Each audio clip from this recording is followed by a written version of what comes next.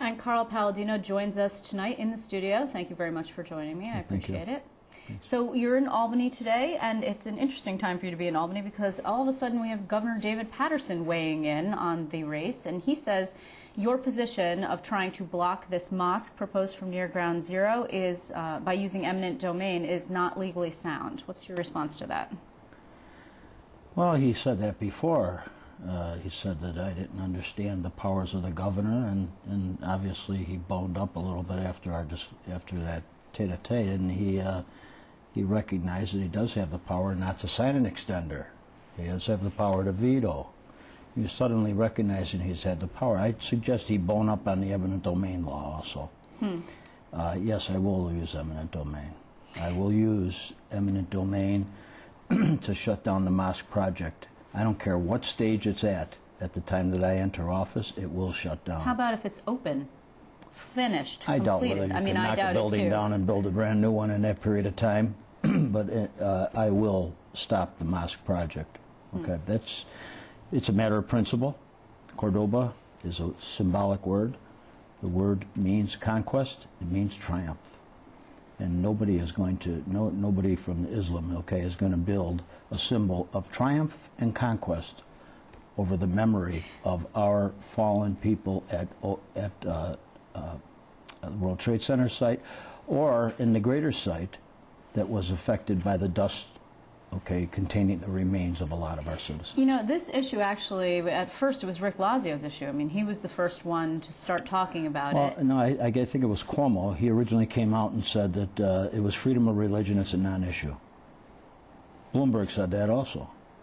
Then Lazio came out and said, we should investigate this. Well, how much investigation do you have to do? Okay, do it. End it. It's a matter of principle. It has nothing to do with religion. It's ideology, and it's wrong.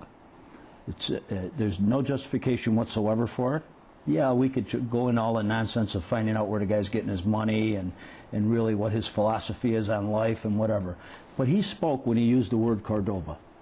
When he put that word out there, which he's now changed, okay, he's renamed it 45 Park Place Mosque. But they did the same thing in Jerusalem. They did the same thing in Istanbul as they did in Cordoba. When they conquered those peoples, they built a mosque over the site, okay, as a symbol of their conquest. The people in Islam understand that.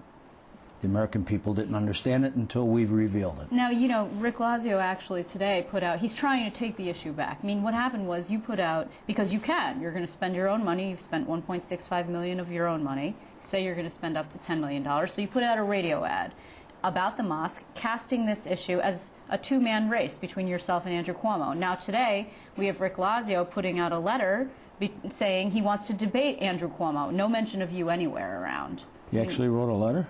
He released it to the press. There was a letter written. It's nice to see that he's getting active and trying to get a little bit deeper into some of these issues. So you think a debate on about the mosque would be... It'll never happen. Cuomo's never going to honor that. Cuomo knows I'm going to beat Lazio in the primary, and he's more concerned with me right now.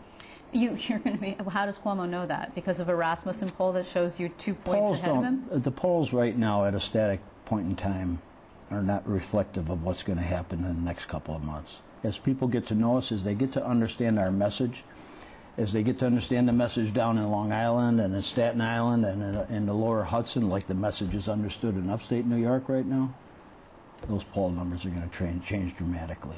Well, there seems to be a message, actually, the way I read it at any rate, you've got this taxpayers line, this independent line that you're starting, and all of a sudden you've got Republicans coming out of the woodwork, Senate Republicans, Assembly Republicans, candidates. You have state GOP Chairman Ed Cox's son, Chris, who's running for Congress on Long Island. They all want to run on your line. So how many people are going to end up running on your line? I think those that have been in denial are starting to realize, okay, that all those masses of people out there that are joining these movement groups and that are protesting and they're horrified by the current state of events coming out of Albany. Those people are real people. They're their constituents. They're not some aliens just crawling out of the woods. Okay, they're real people. They're prime voters, and they're just starting to realize it. And yes, they've come to us. If we feel that the person is reform-minded, we don't care if he's an incumbent or a challenger. Okay, we will accept them and ask them to participate on the Tea Party line, taxpayer line, Right. not Tea Party line. Right.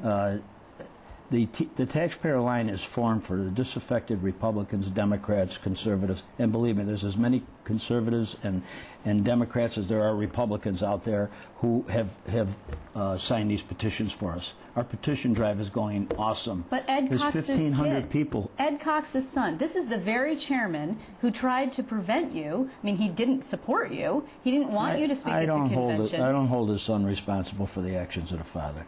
I met the son. He's a gentleman. He's a nice man. He seems to have his arms around the issues. He seems to be reform-minded. Okay, I had an extensive discussion with him, and I'm comfortable that apple didn't fall, or did fall a little bit further from that tree. Will you endorse okay? him? We're not sure yet. He hasn't formally asked us, but informally I've told him that he should make a presentation to the people that I'm involved with on the taxpayer line, and we'll hopefully allow him to pass the petition. These people who are going to be running or are trying to run, you can't really block them. It's an independent petition drive. It's pretty much whoever comes in first with good signatures gets the line. Will you help them financially? No, they're going to stand on their own 2 feet, although we will do combined advertising with them, which is a topic we were talking about today with the Albany Times Union and some others. So combined advertising for people like Gary Bernstein. Taxpayer candidates are asking the public to get out and vote on November 2nd. Here's the candidates from your local area, and this is their position on issues. This is an incumbent. This is a challenger, and whatever. Okay, and we'll take out an ad, and we'll do that in many of the upstate cities and the downstate cities, and just before Election Day. Newspaper ads. What about television? We'll do the same thing on television. Because we're seeing today the first ads from Andrew Cuomo.